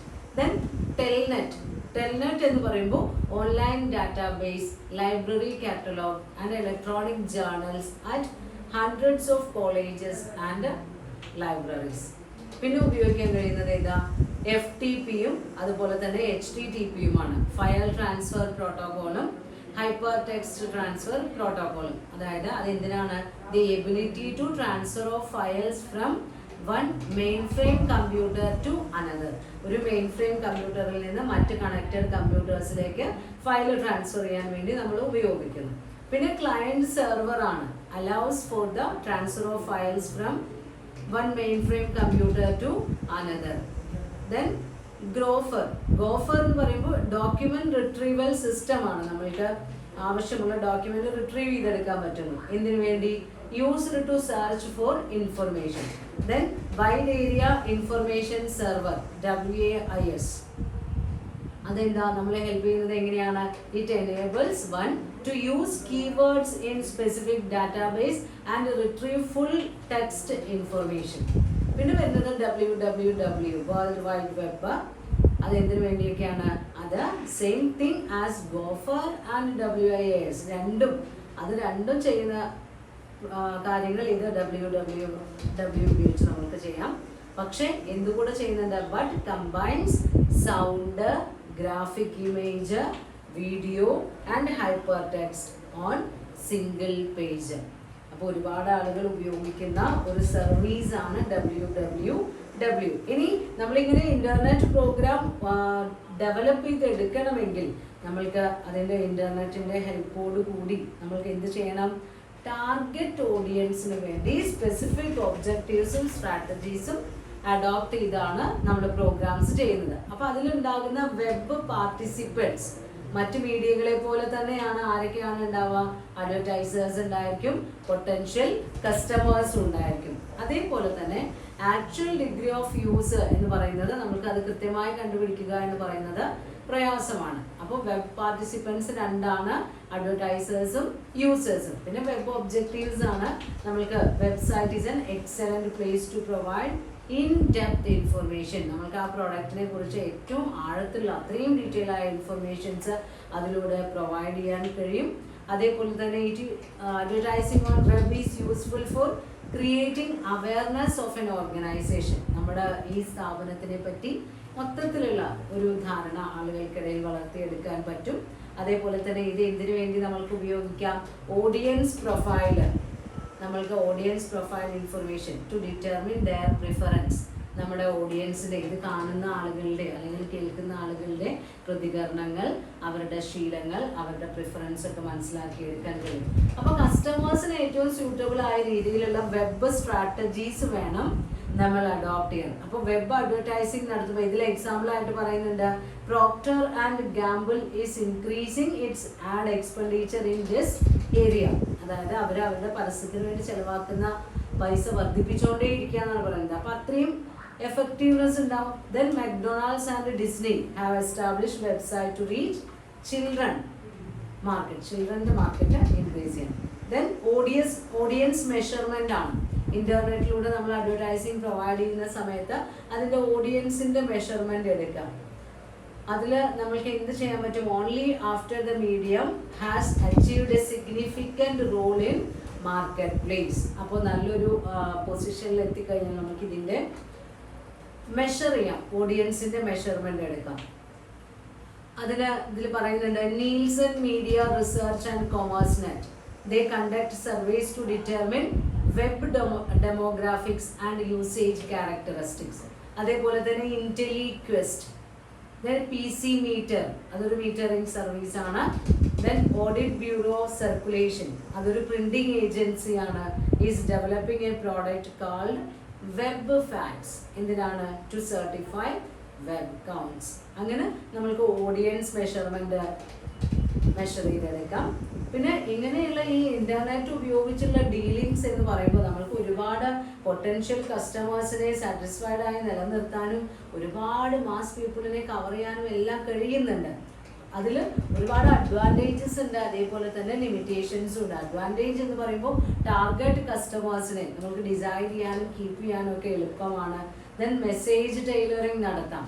നമ്മൾക്ക് ആ ടാർഗറ്റ് ചെയ്ത കസ്റ്റമേഴ്സിന് ഏതൊക്കെ മെസ്സേജസ് ആണ് കൊടുക്കേണ്ടത്, കാരണം പ്രിസൈസ് ടാർഗറ്റിംഗ് ആണ് നമ്മൾ നടത്തുന്നത്. അപ്പോൾ messages can be design or നമുക്ക് ആ കൃത്യമായ സ്പെസിഫിക് നീഡ്സിന് സാറ്റിസ്ഫൈ ചെയ്യുന്ന അല്ലെങ്കിൽ അത്രയും സ്യൂട്ടായത് മാത്രം അയച്ചു കൊടുത്താൽ മതി. ദെൻ ഇൻ്ററാക്റ്റീവ് കേപ്പബിലിറ്റീസ് ഉണ്ട്. ഇൻഫർമേഷൻ ആക്സസ് ഈസി ആണ്. സെയിൽസ് പൊട്ടൻഷ്യൽ ഡയറക്റ്റ് റെസ്പോൺസ് മീഡിയമാണ്. അപ്പോൾ നമ്മൾക്ക് ഹൈ സെയിൽസ് ജനറേറ്റ് ചെയ്യാൻ സാധ്യതകളുണ്ട്. ദെൻ ക്രിയേറ്റിവിറ്റി, പ്രോപ്പർ ഡിസൈൻ, അതായത് നമ്മുടെ വെബ്സൈറ്റ് കൃത്യമായി നല്ല രീതിയിൽ ഡിസൈൻ ചെയ്ത് ആളുകളെ അട്രാക്ട് ചെയ്യുന്ന രീതിയിൽ പ്രസൻറ്റ് ചെയ്ത് കഴിഞ്ഞാൽ അവിടെ ക്രിയേറ്റിവിറ്റി, അതായത് ആ ഡിസൈനറുടെ ക്രിയേറ്റിവിറ്റിക്ക് നല്ലൊരു പങ്കുണ്ട്. ദെൻ മാർക്കറ്റ് പൊട്ടൻഷ്യൽ, ഓരോ വീടുകളിലും പറഞ്ഞ പോലെ പേഴ്സണൽ കമ്പ്യൂട്ടേഴ്സ് ഇപ്പോൾ ഉണ്ട്, അത് ഇൻക്രീസ് ചെയ്തുകൊണ്ട് വരാണ്. അപ്പോൾ നെറ്റ് കണ്ടിന്യൂ ആണ്. നമ്മൾ ഓവർവ്യൂ ഓഫ് റീറ്റെയിലിങ്ങിലൊക്കെ പഠിച്ചതാണ്. ഇനി മുതൽ നമ്മുടെ അന്തരീക്ഷത്തിൽ നെറ്റ് ഉണ്ട് എന്നുള്ളത് തന്നെ നമ്മൾ മറക്കും. അതായത് ഒരു കോമൺ എയർ ഉപയോഗിക്കുന്നത് പോലെ കോമൺ ആയി ഉപയോഗിക്കുന്ന ഒരു വസ്തുവായി നെറ്റ് മാറും എന്ന് നമ്മൾ അതിൽ പ്രെഡിക്റ്റ് ചെയ്തിരുന്നു. ദെൻ അതിൻ്റെ ലിമിറ്റേഷൻസ് എന്ന് പറയുമ്പോൾ ഒന്ന് മെഷർമെൻറ്റ് പ്രോബ്ലം തന്നെയാണ്. പിന്നെ ഒന്ന് ഓഡിയൻസിൻ്റെ ക്യാരക്ടറിസ്റ്റിക്സ്, അത് നമുക്ക് കൃത്യമായി മെഷർ ചെയ്യാന്ന് പറയുന്നത് വെബ് ഉപയോഗിച്ചുകൊണ്ട് വളരെ പ്രയാസമാണ്. ദെൻ ക്ലട്ടർ, അതായത് ആഡ്സ് കൂടുന്നതിനനുസരിച്ച് അല്ലെങ്കിൽ likelihood of one add being noticed drops, നമ്മൾക്കത് ശ്രദ്ധിച്ചിങ്ങനെ നമ്മളിങ്ങനെ സ്ക്രോൾ ചെയ്ത് പോകാമെന്നൊക്കെ പറയില്ലേ, അതേപോലെ. പിന്നെ കോസ്റ്റാണ്, നമ്മൾക്ക് എഫക്റ്റീവ് മീഡിയം ആണെങ്കിൽ കൂടി അത് നമ്മൾക്ക് എന്ത് ചെയ്യാൻ പറ്റില്ല, ലോ പ്രൈസ്ഡ് കൺസ്യൂമർ പ്രോഡക്ട്സിനൊന്നും സ്യൂട്ടബിൾ അല്ല. പിന്നെ വെബ് സ്നാലാണ്, അതായത് required time to access information, നമ്മൾക്ക് ആ ഇൻഫർമേഷൻ കിട്ടാൻ വേണ്ടി വരുന്ന ആ സമയം പലപ്പോഴും ആളുകൾക്ക് വെബിലേക്ക് കയറുന്ന സമയത്ത് ഈ ഒരു പ്രശ്നം അവർ നേരിടാറുണ്ട്. എങ്ങനെയാണെങ്കിലും മോഡേൺ മാർക്കറ്റിങ്ങിൽ നമ്മുടെ മാർക്കറ്റേഴ്സ് ഉപയോഗിക്കുന്ന ഒരു ടെക്നിക്ക് തന്നെയാണ് ഇൻ്റർനെറ്റ്, അതായത് ഇൻ്റർനെറ്റ് മാർക്കറ്റിംഗ്. നമ്മൾ ഈ കണക്റ്റഡ് ആയ കമ്പ്യൂട്ടേഴ്സ് ഉപയോഗിച്ചുകൊണ്ട് മാർക്കറ്റിംഗ് ഫെസിലിറ്റി ഓഫർ ചെയ്യുന്നു, മാർക്കറ്റിംഗ് സർവീസസ് കസ്റ്റമേഴ്സിലേക്ക് എത്തിക്കുന്നു. എമർജിംഗ് ഇഷ്യൂസ് ഇൻ മാർക്കറ്റിംഗിൻ്റെ നെക്സ്റ്റ് ടോപ്പിക്കാണ് സോഷ്യൽ മാർക്കറ്റിംഗ്. ഇതുവരെ നമ്മൾ പഠിച്ച മാർക്കറ്റിങ്ങിലെല്ലാം നമ്മൾ ഓഫർ ചെയ്യുന്നത്, അതായത് നമ്മളുടെ മാർക്കറ്റർ ടാർഗറ്റ് കൺസ്യൂമേഴ്സിന് ഓഫർ ചെയ്യുന്നത് എന്തെങ്കിലും ഒരു ഫിസിക്കൽ പ്രോഡക്റ്റാണ്, അല്ലെങ്കിൽ അവർ ഓഫർ ചെയ്യുന്ന എന്തെങ്കിലും സർവീസാണ്. എന്നാൽ സോഷ്യൽ മാർക്കറ്റിംഗ് എന്ന് പറയുന്ന കൺസെപ്റ്റിൽ നമ്മൾ നമ്മുടെ കൺസ്യൂമേഴ്സിന് അവരിൽ നിന്ന് പൈസ വാങ്ങി പകരം പ്രൊഡക്റ്റോ സർവീസോ നൽകുന്നതിന് പകരമായി അവരുടെ ജീവിത നിലവാരം ഉയർത്താൻ, സൊസൈറ്റിയിൽ മൊത്തത്തിലൊരു ചേഞ്ച് വരുത്താൻ വേണ്ടിയുള്ള ആശയങ്ങൾ ഓഫർ ചെയ്യുന്നതാണ് സോഷ്യൽ മാർക്കറ്റിംഗ്. അപ്പോൾ നമ്മൾക്ക് ബേസിക് ആയിട്ടുള്ള ജീവിതത്തിനെ കുറിച്ചിട്ടുള്ള കാഴ്ചപ്പാടുകൾ, സാധാരണക്കാർക്കിടയിലുള്ള തെറ്റായ കാഴ്ചപ്പാടുകളെ മാറ്റി അവർക്ക് ഏറ്റവും ബെനിഫിഷ്യലായ രീതിയിലുള്ള ചില ചിന്തകളിലേക്ക് അവരെ എത്തിക്കുവാൻ വേണ്ടി നമ്മൾ ആശയങ്ങളോ അല്ലെങ്കിൽ ഏതെങ്കിലും തരത്തിലുള്ള ഉപദേശങ്ങളോ പുതിയ നിർദ്ദേശങ്ങളോ ഒക്കെ നൽകാൻ വേണ്ടി ഉപയോഗിക്കുന്ന ടെക്നിക്കാണ് social marketing. The main aim is to create wellbeing for the society. നമ്മൾ ഭാഗമായിട്ടുള്ള സൊസൈറ്റിയിൽ നല്ല നല്ല മാറ്റങ്ങൾ കൊണ്ടുവരിക, അല്ലെങ്കിൽ അവർക്ക് ഏറ്റവും നല്ലൊരു ചിന്താഗതിയിൽ തന്നെ മാറ്റം ഉണ്ടാകുക എന്നുള്ള ലക്ഷ്യത്തോടെയാണ് നമ്മൾ ഈ സോഷ്യൽ മാർക്കറ്റിംഗ് എന്ന് പറയുന്ന കൺസെപ്റ്റ് ഇൻട്രൊഡ്യൂസ് ചെയ്യുന്നത്. അപ്പോൾ സോഷ്യൽ മാർക്കറ്റിംഗിൽ നമ്മൾ എന്തൊക്കെയാണ് ചെയ്യുന്നത്? Analysis, planning, execution and evaluation of programs designed to influence the voluntary behavior of target audiences to improve their personal welfare and that of society. അപ്പോൾ നമ്മളുടെ ഉപഭോക്താക്കളുടെ ഓരോരുത്തരുടെയും വ്യക്തിപരമായ നന്മയ്ക്കും പേഴ്സണൽ വെൽഫെയറിനും അതോടൊപ്പം തന്നെ നമ്മുടെ സൊസൈറ്റിയുടെ മൊത്തത്തിലുള്ള വെൽഫെയറിനും വേണ്ടി പ്രവർത്തിക്കാൻ വേണ്ടി അവരിൽ സ്വതന്ത്രമായി അവരുടെ ചില ചിന്താഗതികളിൽ മാറ്റം വരുത്താൻ വേണ്ടി നമ്മൾ മാർക്കറ്റിങ്ങിനെ ഉപയോഗിക്കുന്നു. അതായത് ചില പ്രോഗ്രാമുകൾ നമ്മൾ ഡിസൈൻ ചെയ്ത് ഇംപ്ലിമെന്റ് ചെയ്യാണ്.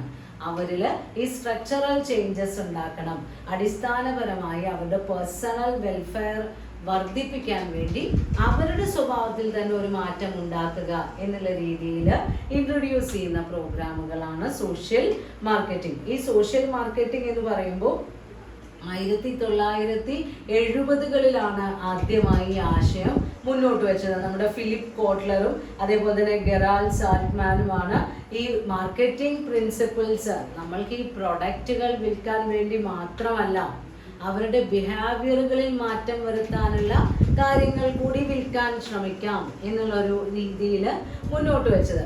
Kotler and Andreasen define social marketing as differing from other areas of marketing only with respect to the objectives of the marketer and his organization. അപ്പോൾ സാധാരണ നമ്മുടെ ട്രഡീഷണൽ മാർക്കറ്റിംഗ് അല്ലെങ്കിൽ മാർക്കറ്റിംഗ് ടെക്നിക്സിൻ്റെ ഒക്കെ ലക്ഷ്യം നമ്മളുടെ മാർക്കറ്ററുടെ വെൽബീയിങ് ആണ്. അവർക്ക് ലാഭം ഉണ്ടാക്കുക, അവരുടെ സ്ഥാപനത്തിന് പ്രോഗ്രസ് ഉണ്ടാക്കുക എന്നുള്ളതാണ്.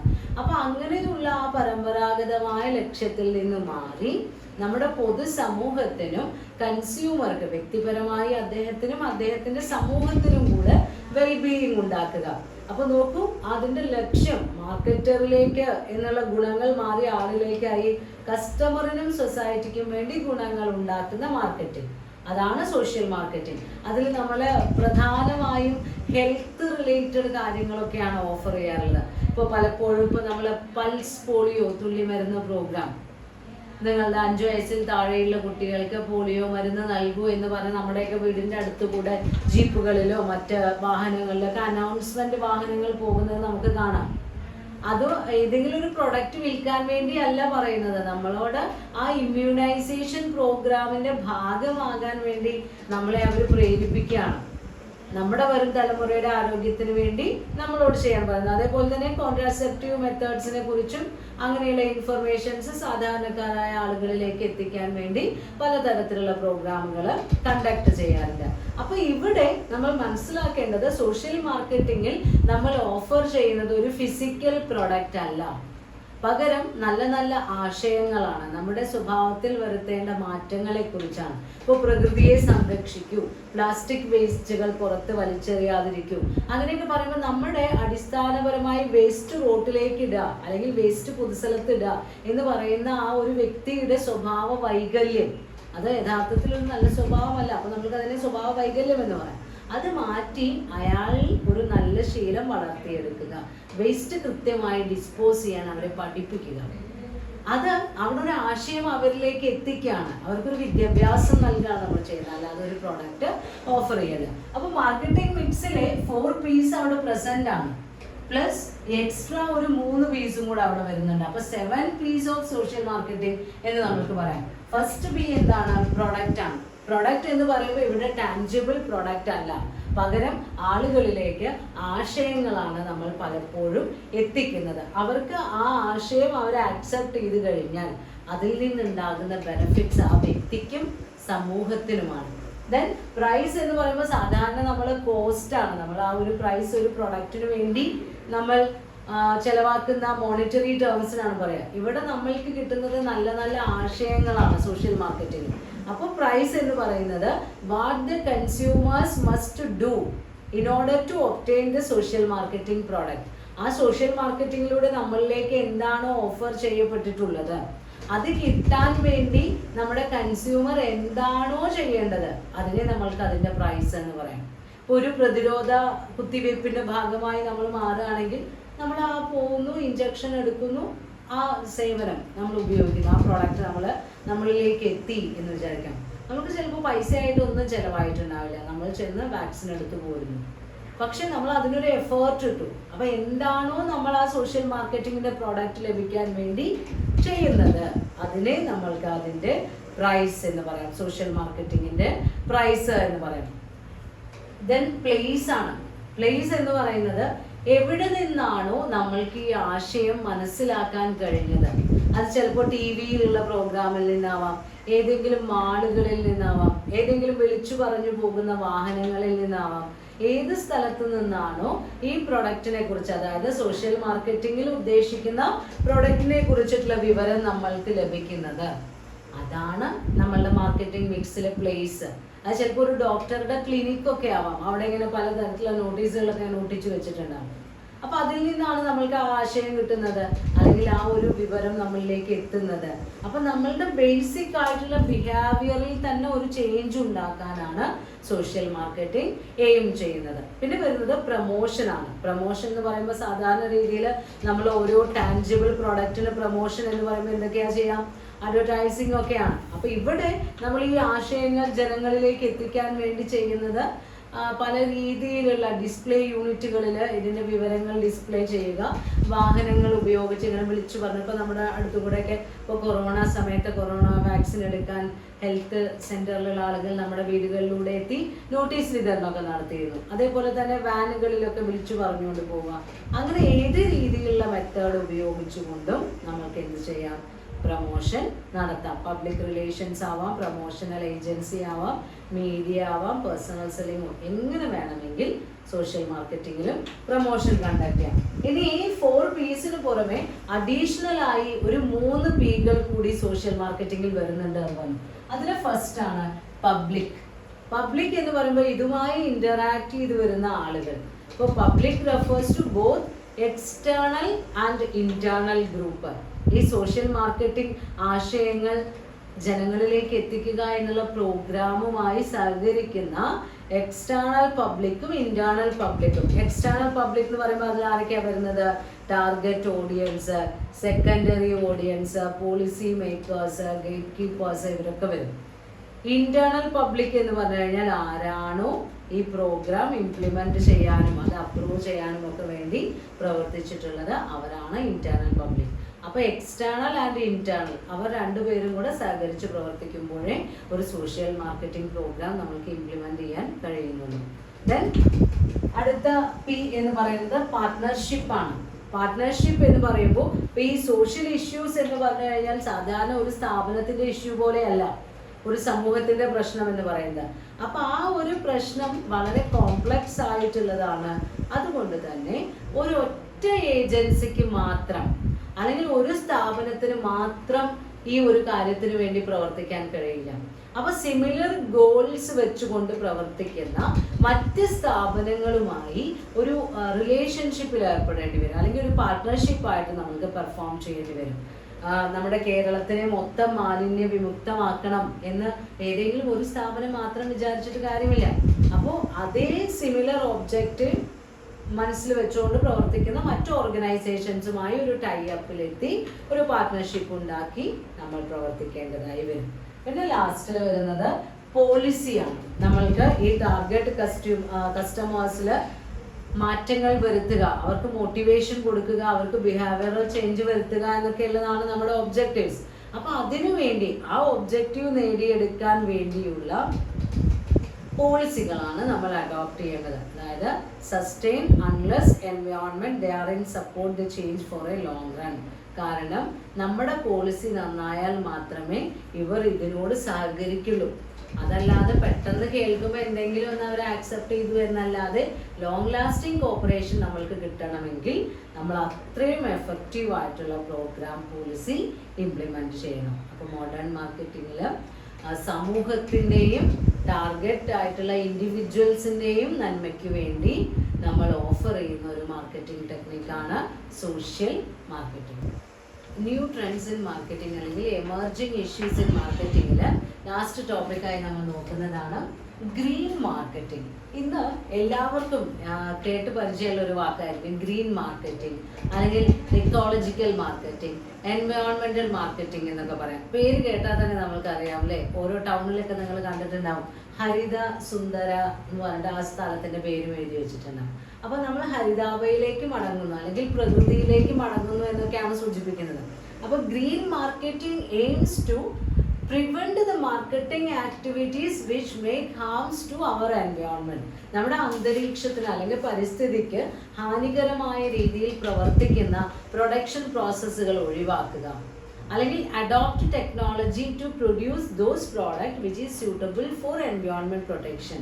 നമ്മുടെ അന്തരീക്ഷത്തിനെ ഒരു പരിധി വരെ പ്രൊട്ടക്റ്റ് ചെയ്യുന്ന അല്ലെങ്കിൽ പരിസ്ഥിതിക്ക് ദോഷകരമല്ലാത്ത രീതിയിലുള്ള ഉൽപ്പന്നങ്ങൾ ഉൽപ്പാദിപ്പിക്കാൻ പറ്റുന്ന രീതി നമ്മൾ അഡോപ്റ്റ് ചെയ്യുക. ചില പ്രൊഡക്ഷൻ പ്രോസസ്സൊക്കെ നടക്കുമ്പോൾ അന്തരീക്ഷത്തിലേക്ക് അമിതമായി എയർ പൊല്യൂഷൻ നടത്തുന്ന പുകയൊക്കെ തള്ളുന്ന രീതിയിലുള്ള ഫാക്ടറികളൊക്കെ ഉണ്ടാവും. അപ്പൊ നമ്മൾ കുറച്ച് ചെലവ് കൂടിയാലും പരിസ്ഥിതിക്ക് അനുകൂലമായ രീതിയിലുള്ള പ്രൊഡക്ഷൻ ടെക്നിക്കുകൾ അഡോപ്റ്റ് ചെയ്തുകൊണ്ട് എക്കോ ഫ്രണ്ട്ലി ആയ പ്രോഡക്ട്സ് പ്രൊഡ്യൂസ് ചെയ്യുക എന്നുള്ള ആശയമാണ് ഗ്രീൻ മാർക്കറ്റിങ്ങിൽ കൊണ്ടുവരുന്നത്. അപ്പോൾ ഗ്രീൻ മാർക്കറ്റിംഗ് എന്ന് പറയുമ്പോൾ അതിനെ നമ്മൾ ഇക്കോളജിക്കൽ മാർക്കറ്റിംഗ് എന്ന് പറയും, എൻവയോൺമെന്റൽ മാർക്കറ്റിംഗ് എന്ന് പറയും. That means all activities design to generate and facilitate any exchange intended to satisfy human needs or wants. അതാണ് മനുഷ്യന്മാരുടെ ആവശ്യങ്ങൾ, അവരുടെ നീഡ്സ് ആൻഡ് വാണ്ട്സ് പറയുന്നത് അൺലിമിറ്റഡ് ആണ്. അത് സംതൃപ്തമാക്കാൻ വേണ്ടി നമ്മൾ എന്താണോ ഓഫർ ചെയ്യുന്നത്, എനിത്തിങ് ദാറ്റ് വി എക്സ്ചേഞ്ച്, എന്താണോ നമ്മൾ അങ്ങോട്ട് കൊടുക്കുന്നത്, അതായത് ഇവരുടെ നീഡ്സ് ആൻഡ് വാണ്ട്സ് സാറ്റിസ്ഫാക്ഷൻ വരണം. അതോടൊപ്പം നമ്മൾക്ക് എന്തുകൂടി ഉറപ്പുവരുത്താൻ കഴിയണം, minimal detrimental impact on the natural environment. പ്രകൃതിയുടെ മുകളിൽ വളരെ കുറച്ച് കേടുപാടുകൾ വരുത്തുന്നതായിരിക്കണം. അതായത് മാക്സിമം പ്രകൃതിയെ സംരക്ഷിക്കുന്ന രീതിയിലുള്ള, പ്രകൃതിക്ക് ഹാനികരമല്ലാത്ത രീതിയിലുള്ള പ്രോഡക്റ്റുകൾ വേണം നമ്മൾ ഓഫർ ചെയ്യേണ്ടത്. അപ്പൊ അതിനുവേണ്ടി നമ്മൾ എന്ത് ചെയ്യുക, എക്കോ ഫ്രണ്ട്ലി റോ മെറ്റീരിയൽസ് ഉപയോഗിക്കാം. അതുപോലെ തന്നെ എക്കോ ഫ്രണ്ട്ലി ആയ പ്രോഡക്റ്റ് പ്രൊഡ്യൂസ് ചെയ്യാൻ വേണ്ടിയുള്ള ടെക്നോളജി അഡോപ്റ്റ് ചെയ്യുക, മാക്സിമം വേസ്റ്റേജ് കുറയ്ക്കുക, മിനിമം റോ മെറ്റീരിയൽസ് ഉപയോഗിച്ച് നല്ല ക്വാളിറ്റി പ്രോഡക്ട്സ് മാത്രം പ്രൊഡ്യൂസ് ചെയ്യുക. അങ്ങനെയുള്ള ഒരുപാട് ടെക്നിക്സേ നമ്മൾക്ക് അഡോപ്റ്റ് ചെയ്യാൻ പറ്റുള്ളൂ. അപ്പോൾ പലപ്പോഴും ഈ ഗ്രീൻ പ്രോഡക്ട്സ് അല്ലെങ്കിൽ ഓർഗാനിക് പ്രോഡക്ട്സ് ഇവ രണ്ടും നമ്മൾ ഏകദേശം ഒരേപോലെ ഉപയോഗിക്കാറുണ്ട്. ഗ്രീൻ പ്രോഡക്ട്സും ഓർഗാനിക് പ്രോഡക്ട്സും അത് ആക്ച്വലി അത് രണ്ടും സെയിം അല്ല. ഓർഗാനിക് പ്രോഡക്റ്റ് എന്ന് പറഞ്ഞു കഴിഞ്ഞാൽ കെമിക്കൽസിന്റെ ഉപയോഗമില്ലാതെ യാതൊരു തരത്തിലുള്ള കൃത്രിമമായിട്ടുള്ള രാസവസ്തുക്കളും ഉപയോഗിക്കാതെ പ്രൊഡ്യൂസ് ചെയ്യപ്പെടുന്ന പ്രോഡക്ട്സ് ആണ് ഓർഗാനിക് പ്രോഡക്റ്റ്. അത് എക്കോ ഫ്രണ്ട്ലി ആണ്, പ്രകൃതിയിൽ അലിഞ്ഞു ചേർന്ന് പോകുന്നതാണ്. അതല്ലാത്ത കണ്ടന്റ്സ് ഒന്നും അതിൽ ഉപയോഗിക്കുന്നേ ഇല്ല. അപ്പോൾ organic products R always green product. അത് എല്ലായ്പ്പോഴും എന്താണ്, ഗ്രീൻ പ്രോഡക്റ്റ് ആണ്. കാരണം അത് പ്രകൃതിയിൽ അലിഞ്ഞു പോകുന്നതാണ്, പ്രകൃതിയുമായി ഇണങ്ങി ചേരുന്നതാണ്. കാരണം കൃത്രിമമായിട്ടുള്ള യാതൊന്നും നമ്മൾ അതിൽ ഉപയോഗിക്കുന്നില്ല. പക്ഷെ ഗ്രീൻ പ്രോഡക്റ്റ് എന്ന് പറയുമ്പോൾ അതിൽ നിന്ന് കുറച്ച് വ്യത്യസ്തമാണ്. ഗ്രീൻ പ്രോഡക്റ്റ് എന്നതുകൊണ്ട് നമ്മൾ അർത്ഥമാക്കുന്നത് ഏറ്റവും നല്ല ടെക്നോളജി ഉപയോഗിച്ചുകൊണ്ട് പ്രകൃതിക്ക് ദോഷമല്ലാത്ത രീതിയിലുള്ള പ്രോഡക്റ്റുകൾ പ്രൊഡ്യൂസ് ചെയ്തെടുക്കുക. അത് മുഴുവനായും പെർഫെക്റ്റ് പ്രോഡക്റ്റ് ഒന്നുമല്ല, അത് ദോഷങ്ങളെ കുറയ്ക്കുന്നു, പ്രകൃതിക്ക് അത്ര വലിയ ഹാം ഉണ്ടാക്കുന്നില്ല, അത്രയുള്ളൂ. അപ്പൊ എല്ലാ ഗ്രീൻ പ്രോഡക്ട്സും ഓർഗാനിക് പ്രോഡക്റ്റ് അല്ല.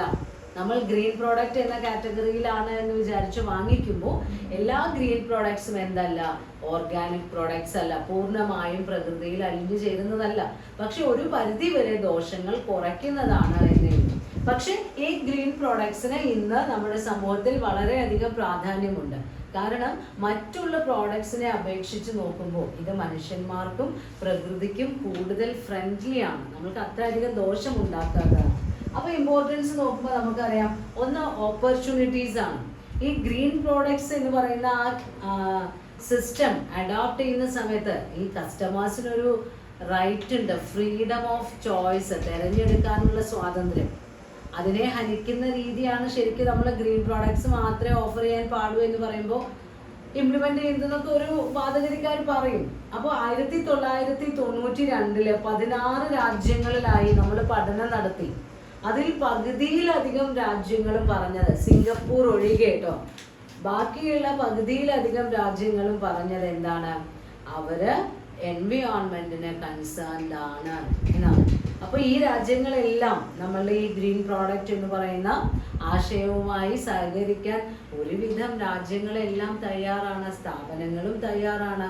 അതായത് ആൾട്ടർനേറ്റീവ്സ് ഉപയോഗിക്കാം, എൻവയോൺമെന്റ് ഫ്രണ്ട്ലി ആയിട്ടുള്ള ആൾട്ടർനേറ്റീവ്സ് ഉപയോഗിക്കാം. അത് കുറച്ചൊക്കെ എക്സ്പെൻസീവ് ആയിരിക്കും, എങ്കിൽ കൂടി അത് അഡോപ്റ്റ് ചെയ്യുന്നു. പിന്നെ രണ്ടാമതായി ഇങ്ങനെ ഒരു കൺസെപ്റ്റ് വരാനുള്ള കാരണം സോഷ്യൽ റെസ്പോൺസിബിലിറ്റി ആണ്. ഇന്നത്തെ കാലത്ത് ഒരുപാട് സ്ഥാപനങ്ങൾക്ക് അവർ നിലനിൽക്കുന്ന സമൂഹത്തോട് അവർക്ക് തിരിച്ചൊരു ഉത്തരവാദിത്വമുണ്ട് എന്നുള്ളത് സ്വയം ബോധമുണ്ട്. പലപ്പോഴും അത് നിയമങ്ങളിലൂടെയാണ് നിർബന്ധമാക്കുക. അത് നമ്മൾ മൂന്നാമത്തെ പറയുന്നുണ്ട്, ഗവൺമെന്റൽ പ്രഷർ.